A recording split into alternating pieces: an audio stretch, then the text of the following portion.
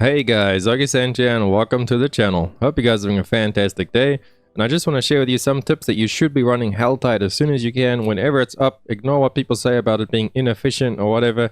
The main reason we're going to be doing it is for materials for crafting, because you're going to need a lot of materials if you start upgrading your gear. I have just recently upgraded all my gear because I'm at a level where I don't replace it as fast. So for me to replace this stuff, I'm going to have to get really good rolls and things. And what often happens is I end up running out of these kind of things. There's scattered prisms. Those are from, I think, world bosses, so that's another story. But where is it? Demon's Heart, Plague Tongue. These things, Forgotten Souls, found during Helltide, used to improve sacred and ancestral items. So you have to go to Helltide for those. You can only get them during there. That's just from there. Salvage from legendary armor, legendary jewelry. This is from the occultist stuff. So it's mainly these Forgotten Souls. And then the Blood Rose or something like that. You guys know what I'm talking about? Where is it? One of these things. Lifespan. Fiend Rose. Look at that. Look how many I have, because I actually do Helltide whenever it's up.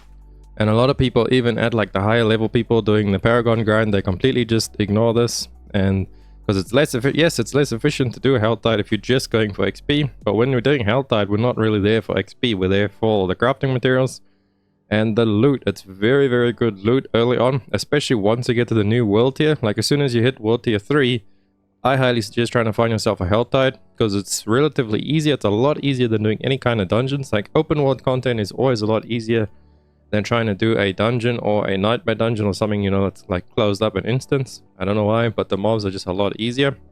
And they drop a lot of loot. And then you can open the chests, you can open all the loot things. And it's a really easy way to gear yourself out in Sacreds once you get there to the first time.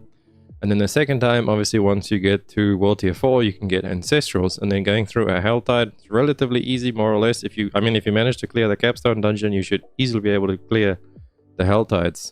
And just play it safe, play it nice and easy. And don't run off, and be smart. Don't start opening a chest unless the area is clear around you. You want to make sure you clear it out and just play a little bit safer. Do all the events and stuff. If there's a bunch of people running around, ask them for invite or invite them and stuff like that, because the drop chance does seem to be increased when you are in a group.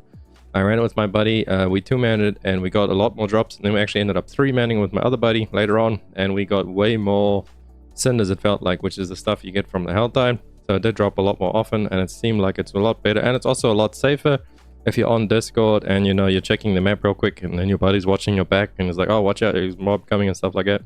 So it's a really nice activity. Honestly, it's one of my favorite activities, running Helltide. So I can't stress enough the importance of running Helltide.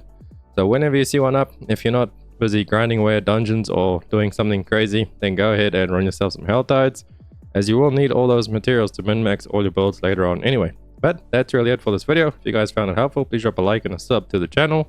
It helps me out so much, and I will catch you beautiful people in the next one. Augie saying out. Run free and dive into the sky. Hear the wind crying.